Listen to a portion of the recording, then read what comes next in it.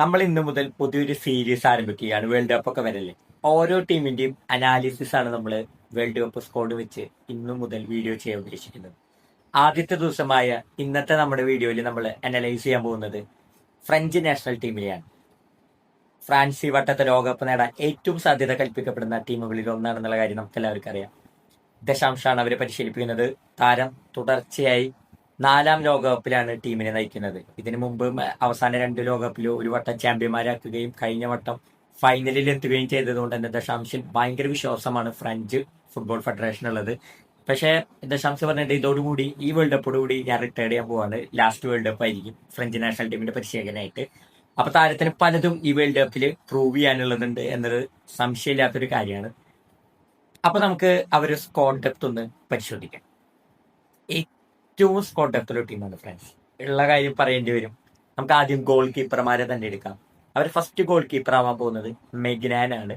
AC മിലാന്റെ goal കീപ്പറാണ്. 13 clean sheet ഈ സീസണിൽ സീരിയയിൽ നേടിയിട്ടുള്ള താരമാണ്. അപ്പൊ പിന്നെ നമുക്ക് ഇനി അധികം ഒന്നും പറയേണ്ട ആവശ്യമില്ലല്ലോ. ഗോൾ കീപ്പറിൽ ഫസ്റ്റ് ചോയ്സ് തന്നെ ഏറ്റവും ബെസ്റ്റ് ഗോൾ കീപ്പർ അവർക്ക് ലഭ്യമായിട്ടുണ്ട്. ഇനി സെക്കൻഡ് ഓപ്ഷൻ ഗോൾ കീപ്പറായിട്ട് അവർക്കുള്ളത് സാംബയാണ്. ഫ്രഞ്ച് ലീഗത്തെ ഒരു താരമാണ്. മൂന്നാമത്തെ ഗോൾ കീപ്പർ റിസർ. ഇവർ 3 പേരും ഇപ്പൊ പ്ലേയിങ് ടൈം നല്ലോണം ലഭിച്ച ഗോൾ കീപ്പേഴ്സാണ്. അത് ഗോൾ കീപ്പർ മേഖല തികച്ചും സുതാര്യമായ ഒരു മേഖലയാണ്. ഫ്രാൻസിനെ സംബന്ധിച്ച് ഒരു പേടിക്കാത്ത ഒരു മേഖലയാണ് ഫ്രാൻസിന്റെ. ഹ്യൂഗോ ലോറിസ് ഒക്കെ കാത്തിരുന്ന വലയാണ്. അതിപ്പോ മെഗിനാന്റെ കയ്യിലേക്കാണ് വരുന്നത് ഫസ്റ്റ് ചോയ്സ് ആയിട്ട്. ഇനി സെൻട്രൽ ബാക്ക് പൊസിഷൻ ഏറ്റവും ഇമ്പോർട്ടന്റ് ടീമിന്റെ ഫസ്റ്റ് ഇലവനിൽ എന്തായാലും സാധ്യതയുള്ളത് വില്യം സാലിബ ആർസനലിന്റെ. അതുപോലെ തന്നെ പിന്നെ ഏറ്റവും സാധ്യത കൽപ്പിക്കപ്പെടുന്നത് ഉപ്പമേക്കാനും ബയൺ മ്യൂണിക്കിന്റെ. അപ്പോ ഇവർ രണ്ടുപേരും തന്നെയായിരിക്കും ഫസ്റ്റ് ഇലവനിൽ വരെ. ഇവർക്ക് സബ് ഇനി ടോപ്പ് ആൾക്കാരുണ്ട്. അതാണ് ഒന്ന് ലൂക്കാസ് ഹെർണാണ്ടസ് PSG ആലോചിക്കണം. PSG താരാണ്. ഫസ്റ്റ് ഇലവൻ പ്ലെയറാണ്. പിന്നെ ലാക്രോസ് ക്രിസ്റ്റൽ പാലസിന്റെ സെൻട്രൽ ബാക്കാണ്. അപ്പോൾ 2 താരങ്ങൾ ഏറ്റവും ടോപ്പ് ക്വാളിറ്റി താരങ്ങൾ ബെഞ്ചിലുണ്ട് ഫ്രാൻസിനെ സംബന്ധിച്ച്. ഇനി ഒരു താരം കൊണ്ടുണ്ട്, കൊണാറ്റെ ലിവർപൂളിന്റെ താരം. ഇപ്പോൾ മികച്ച ഫോമിലാണ് ഈ സീസണിൽ. അപ്പൊ ഇത്രയധികം സെൻട്രൽ ബാക്കുകൾ ഉള്ളതുകൊണ്ട് തന്നെ ആ മേഖലയും ഫ്രാൻസിനെ സംബന്ധിച്ച് പേടിക്കേണ്ടതേ ഇല്ല. സേഫ് സോൺ ആണെന്നുള്ള കാര്യമാണ് ഏറ്റവും പ്രത്യേകതയുള്ള ഒരു കാര്യം. ഇനി റൈറ്റ് ബാക്കിൽ വരുന്നത് തിയോ ഹെർണാണ്ടസ് ആണ്. അൽ ഹിലാലിന്റെ താരവും മികച്ച ഫോമിലാണ്. എല്ലാ കളിയും പ്ലേയിങ് ടൈം കിട്ടുന്നുണ്ട്. അതുകൊണ്ട് താരവും ഒരു മികച്ച ഓപ്ഷൻ തന്നെയായിരിക്കും. താരത്തിന് സബായിട്ട് ഇനി ഡിഗ്നെ ഉണ്ട്. ആസ്റ്റൺ വില്ലയുടെ ഡിഗ്നെ ഇംഗ്ലീഷ് പ്രീമിയർ ലീഗിലെ എല്ലാ മത്സരത്തിലും ഇറങ്ങിയ താരമാണ്. എന്താ പറയുക, വിങ്ങികളിലൂടെ കുതിച്ചു കയറാൻ സ്പെഷ്യലായിട്ട് പറ്റുന്ന ഒരു താരമാണ്. എക്സ്പീരിയൻസ് നോക്കുകയാണെങ്കിൽ തിയോ ഫെർണാണ്ടസിനായിരിക്കും സാധ്യത. കാരണം കഴിഞ്ഞ ലോകകപ്പിലൊക്കെ ആ താരം ടീമിനൊപ്പം ഉണ്ടായിരുന്നു, കളിച്ചിട്ടും. നമുക്ക് നോക്കാം ആരായിരിക്കും അവിടെ വരികയാണ്. ഇനിയിപ്പോ ലെഫ്റ്റ് ബാക്ക് പൊസിഷനിലേക്ക് 2 താരങ്ങളാണ് ഇപ്പൊ അവൈലബിൾ ആയിട്ടുള്ളത്. ഒന്ന് ജോയ്ക്കുണ്ടെ, ബാർസലോണയുടെ മികച്ച താരം. സെൻട്രൽ ബാക്ക് ആയിട്ടും കളിക്കാൻ പറ്റുന്ന ഒരു താരമാണ്. അതുകൊണ്ട് എവിടെ വേണമെങ്കിലും ഫിക്സ് ചെയ്യാമെന്നതാണ് താരത്തിന്റെ ക്വാളിറ്റി. അപ്പൊ എന്തായാലും ഫസ്റ്റ് ലെവലിൽ താരം ഉണ്ടാവും എന്നുള്ള കാര്യത്തിൽ ഉറപ്പാണ്. ഇനി ഒരാൾ കൂടിയിട്ട് മാലോ ഗുസ്റ്റോ. ചെൽസിയുടെ മിന്നും താരമാണ്. ഈ സീസണിൽ ചെൽസി ഫോം ഔട്ടായി കളിച്ചെങ്കിലും ഏറ്റവും നല്ല കളി പുറത്തെടുത്ത ഒരു താരങ്ങളിൽ ഒരാളാണ് അവരുടെ ബാക്ക്. അപ്പോ ഇത്രയും ആൾക്കാരടങ്ങുന്ന ഒരു ഡിഫൻസ് ആണ് ഫ്രാൻസിന്റെ. ഇതിൽ ഇനി പെനലൈസേഷൻ്റെ ഒന്നും ആവശ്യമില്ല. ഏറ്റവും ടോപ്പ് ഡിഫൻസ് കാരണം വെച്ചാൽ left back, right back, central back, goalie. ഈ 4 പൊസിഷനിലേക്കും ലഭിക്കാവുന്ന ഏറ്റവും ടോപ്പ് ക്ലബ്ബുകളിലെ ഏറ്റവും ടോപ്പ് പ്ലേയേഴ്സ് തന്നെ ഫ്രാൻസിന് അവൈലബിൾ ആണ്. ബെഞ്ച് സ്ട്രെങ്ത് അടക്കണ്ട്. അവിടെയാണ് പ്രത്യേകത. ഇനി നമുക്ക് മിഡ്ഫീൽഡിലേക്ക് ഒന്ന് നോക്കേണ്ടതുണ്ട്.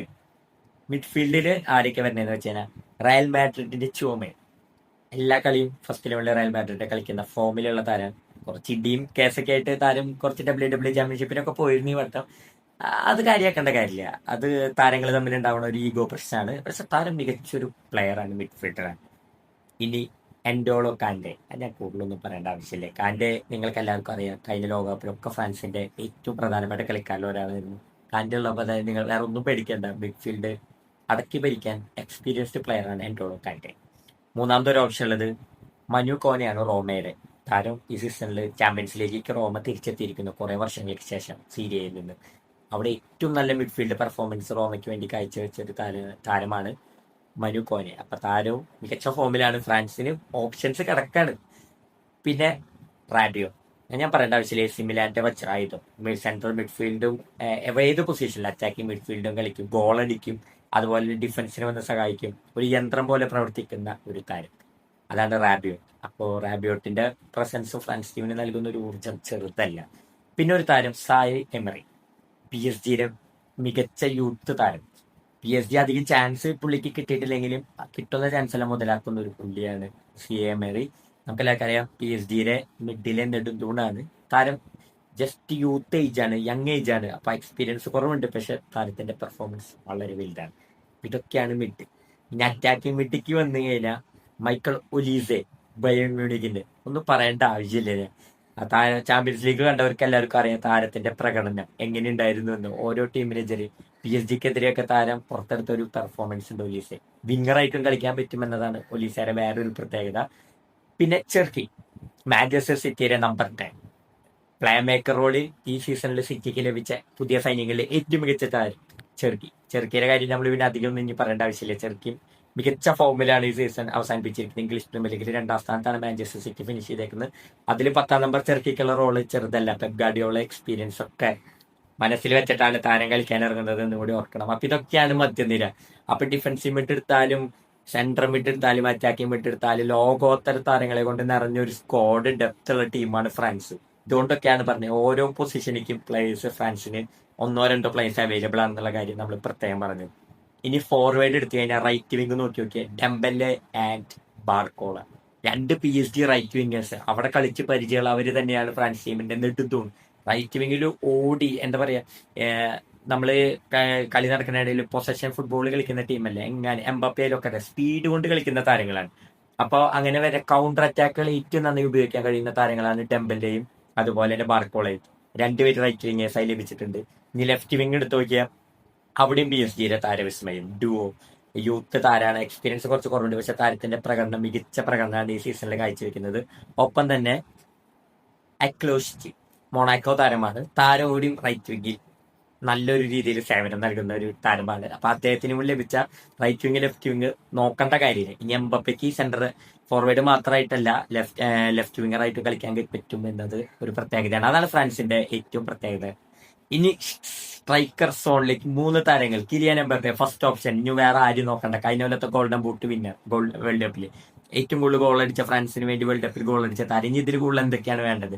ഏറ്റവും ടോപ്പ് സ്ട്രൈക്കർ, സ്പീഡ്, അതുപോലെ തന്നെ ആക്സിലറേഷൻ സ്പീഡ് മാത്രമല്ല താരത്തിന്റെ ഫിസിക്കാലിറ്റി എല്ലാം കൊണ്ടും മുന്നേറ്റം നിര സഹായിക്കാൻ കഴിവുള്ള താരം കിലിയൻ എംബാപ്പെ. അദ്ദേഹത്തിന് സബ്ബായിട്ട് വരുന്നത് ഒന്ന് ടൂറം, ഇന്റർ മിലാന്റെ ടൂറം. കഴിഞ്ഞ വട്ടമൊക്കെ നമുക്കറിയാം മികച്ച പ്രകടനം ഫോർവേഡിൽ നമ്പർ 9 റോളിൽ കാഴ്ചവെക്കുന്ന ഒരു താരമാണ്. അപ്പൊ താരത്തിന്റെ പ്രസൻസും അതിമനോഹരമായി ഫ്രാൻസിനെ ഹെൽപ്പ് ചെയ്യുന്ന കാര്യത്തിൽ സംശയമില്ല. ഇനി അവസാന താരം മറ്റേറ്റ, ക്രിസ്റ്റൽ പാലസിന്റെ മറ്റേറ്റ. ഈ സീസണിൽ ടോപ്പ് ക്വാളിറ്റി പ്ലേ കാഴ്ചവെച്ച ഒരു താരമാണ് മറ്റേറ്റ. ക്രിസ്റ്റൽ പാലസ് നടത്തിയ മുന്നേറ്റങ്ങളിലെല്ലാം ഗോളടി യന്ത്രമായിരുന്നു മറ്റേറ്റെ. ആ മറ്റേറ്റം കൂടി ഫ്രാൻസ് ടീമിൽ ഒരു അംഗമാണ്. അപ്പൊ ദശാംശിനെ സംബന്ധിച്ച് ആ ഫസ്റ്റ് 11 ഒന്ന് ഇറക്കി വിട്ടാൽ മതി. ഓരോ പൊസിഷനിലേക്കും ഏറ്റവും ടോപ്പ് ക്വാളിറ്റി ആൾക്കാർ അവർക്ക് അവൈലബിൾ ആയിട്ടുണ്ട്. അതുകൊണ്ട് തന്നെ ഈ വട്ടത്തെ ലോകകപ്പിൽ ഫ്രാൻസ് ടീം എവിടെ വരെ പോകുമെന്ന് നമുക്ക് കാണാം. എനിക്ക് തോന്നുന്നു ഫൈനലെത്താൻ ഏറ്റവും സാധ്യത കൽപ്പിക്കപ്പെടുന്ന ഒരു ടീം ഒന്നാണ് ഫ്രാൻസ്. വേറൊന്നും കൊണ്ടല്ല, അവരെ 11 കളിക്കാർക്കും 11 പേര് സബ് ഉണ്ടെന്നതാണ്. ഒരു പ്ലെയറിന് പരിക്ക് വെച്ചതുകൊണ്ട് ആ ടീമിനെ ബാധിക്കില്ല. കാരണം അതുക്കും മേലെ ഏറ്റവും ടോപ്പ് ലീഗുകളിൽ കളിച്ചു വരുന്ന പ്ലേയേഴ്സാണ്. അവിടെയാണ് പ്രത്യേകത. ലോക്കൽ ലീഗിൽ കളിച്ചു വരുന്നവരല്ല, ടോപ്പ് ലീഗ്, ടോപ്പ് 5 ലീഗിൽ യൂറോപ്പിലെ കളിക്കുന്ന ഒരു പിടി താരങ്ങൾ ദശാംശന്റെ അണ്ടറിലുണ്ട്. ഇനി ഇവരൊക്കെ ഒത്തെടുക്കത്തോടു കൂടി ഒരു ടീമായി കൊണ്ടുപോയി ഫ്രാൻസ് ചരിത്രം വീണ്ടും ആവർത്തിക്കും. അവർക്ക് അവരെ 3ാം ലോകകപ്പ് കിട്ടാനുള്ള സാധ്യത വരെ ഉണ്ട് ഈ വട്ടം. ദശാംശം പടിയിറങ്ങുമ്പോൾ ലോകകപ്പുമായി പടിയിറങ്ങാനാണ് താരം ആഗ്രഹിക്കുക. അതിനുവേണ്ടി തന്നെയായിരിക്കും താരം കാഴ്ചവെക്കാൻ വളരെ പെർഫോമൻസ്. തന്റെ കരിയറിലെ ഏറ്റവും മികച്ച ഒരു സീസൺ ഇതാവണം. ഈ വേൾഡ് കപ്പ് എടുത്തിട്ട് യാത്ര പറയണം ഫ്രഞ്ച് ടീം നാഷണൽ ടീമിനോട്. ഇതായിരിക്കും ദശാംശിന്റെ ആഗ്രഹം. നമുക്ക് നോക്കാം ദശാംശം എവിടെ വരെ പോകുന്നുണ്ട്. എന്തായാലും ചില്ലറക്കാരല്ല ഫ്രാൻസ് എന്നുള്ളത് നമ്മളിപ്പോ സ്കോർ ഡെപ്ത് പരിശോധിച്ചപ്പോൾ നമുക്ക് ഏകദേശം മനസ്സിലായി കാണുമെന്ന് വിചാരിക്കുന്നു. പക്ഷെ ഇതുപോലെ തന്നെയാണ് വേറെ ടീമുകളും. സ്പെയിനും ഇംഗ്ലണ്ടും ബ്രസീൽ അർജന്റീനയും ഒക്കെ യൂത്ത് ടീമുകളായിട്ടാണ് വരുന്നത്. അപ്പൊ അതുകൊണ്ട് ഈ വട്ടത്തെ ലോകകപ്പ് ഒരു വേൾഡ് ക്ലാസ് ലോകകപ്പ് ആയിരിക്കും. കാരണം ഏറ്റവും വേഗതയേറിയ താരങ്ങളൊക്കെയുള്ള ഓരോ ടീമുകളാണുള്ളത്. അപ്പോൾ അതിൽ ഫ്രാൻസ് ഒന്നാമത് തന്നെ ഉണ്ടാവും. എന്താ പറയാ, ഏറ്റവും ചാൻസ് കൽപ്പിക്കപ്പെടുന്ന 2-3 ടീമുകൾ എടുത്താൽ അതിൽ 1ാം സ്ഥാനം ഫ്രാൻസിന് കൊടുത്തേ പറ്റും. അതിനുള്ള ഒരു പിടിത്താരങ്ങൾ ഈ സ്ക്വാഡിലുണ്ട് എന്നതാണ് വാസ്തവം. എനിവേ നമുക്ക് നോക്കാം എംബാപ്പയും ടീമൊക്കെ എവിടെ വരെ ലോകകപ്പിൽ പോകുമെന്ന്. Just wait and see. ഇനി വെറും 8 ദിവസം മാത്രം ബാക്കി.